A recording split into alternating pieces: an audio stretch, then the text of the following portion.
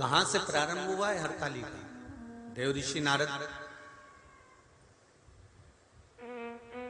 भ्रमण करते करते माता पार्वती जी के पास पहुंचे।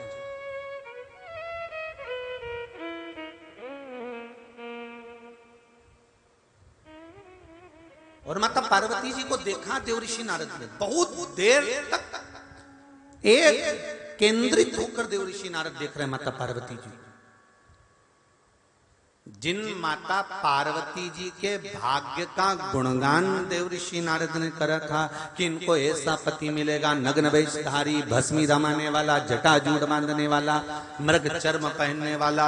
जब देव ऋषि नारद बारंबार कर रहे हैं कि इनको ऐसा पति मिलेगा, तो पार्वती जी की माता मैनावती ने तो कह दिया था कि मैं बेटी का ब्याह नहीं करूंगी। हिमालय राज ने कह दिया हम भी ठीक है, हमारी बेटी को घर में रख लेंगे, पर ऐसे लड़के के साथ बेटी नहीं ब्याहेंगे जिसके साथ में हमारी बेटी को जिंदगी भर दुख रहे। गाय, बेटी और लक्ष्मी 50 बार विचार करो तब किसी को दो। बेटी को विवाह करने से पहले 50 बार विचार करना, क्या ये लड़का तुम्हारी लड़की के लिए ठीक है? क्या ये लड़का तुम्हारी बेटी के लिए ठीक है?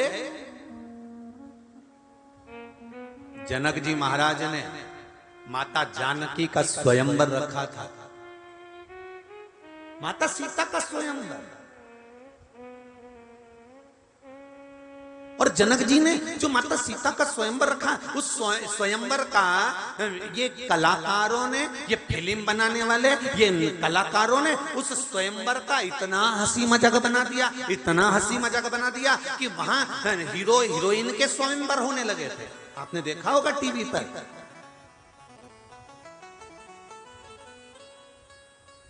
और स्वयंवर होने के बाद में उनसे शादी भी हो गई, कहीं का जीत भी गया तो,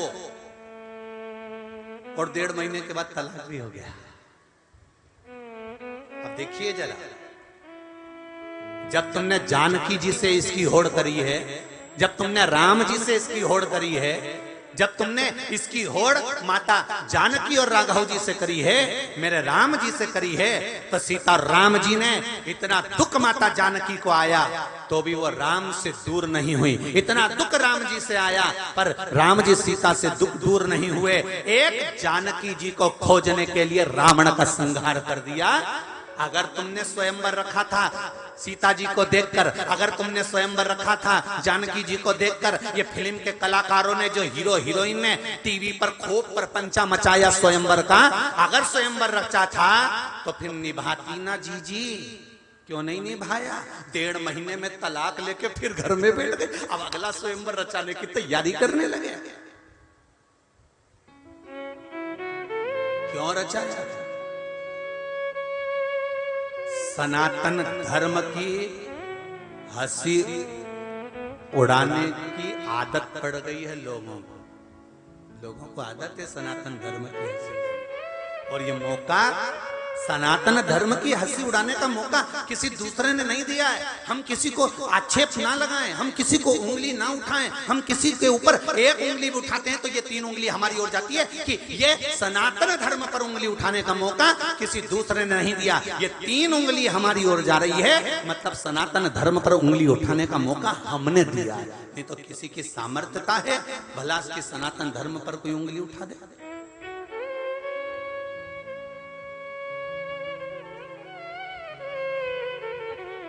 उन्होंने टीवी पर स्वयंवर रचा और आप बिल्कुल टाइम पे 8 बजे टीवी खोल के बैठ गए। अब देखेंगे अगला क्या बोलती है, अब देखेंगे। और युवान छोरा छोरी देखे तो चल जाए, डोकरा डोकरी भी के लगा स्वयंवर लगा, डोकरा डोकरी भी बैठे बस स्वयंवर देख। पर किसी एक ने एक पत्र लिखकर नहीं भेजा कि यह कौन सा प्रपंच रचा कर रखा है तुमने सनातन धर्म पर हंसी उड़ाने के लिए। ये कौन सा उपहास उड़ा रहे हो तुम? किसी एक ने पत्र नहीं लिखा, सब टीवी खोल खोल कर देखते रहे। सब ने एक बार तो मुख से कहते, एक बार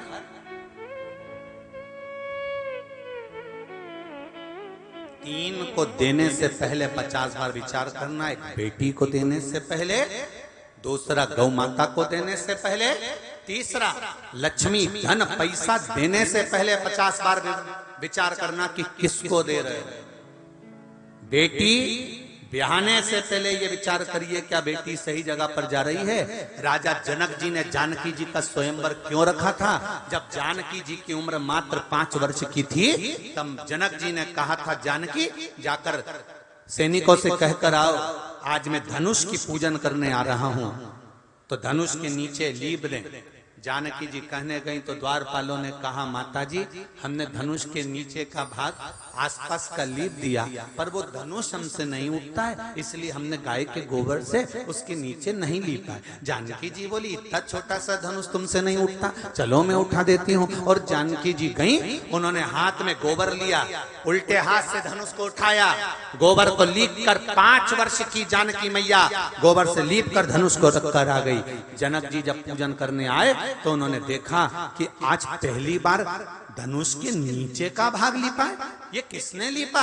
जिस दिन से धनुष आया है उस दिन से आज तक नहीं उठा। इस धनुष को किसने उठाया है? कौन उठाया इस धनुष को? द्वारपालों ने कहा जानकी जी ने उठाया। जनक जी हंसने लगे, 5 साल की छोरी कोई धनुष उठाएगी? बुलाओ जानकी को। जानकी बेटा तूने धनुष उठाया कैसे, ये लीपा कैसे? जानकी जी ने कहा पिताजी ये देखो, उल्टे हाथ से धनुष उठाकर सीधे हाथ से लीप कर बता दिया। जनक जी जान गए मेरी बेटी अगर उल्टे हाथ से धनुष उठा सकती है तो इसका पति सीधे हाथ से धनुष उठाने वाला चाहिए। बेटी पढ़ी लिखी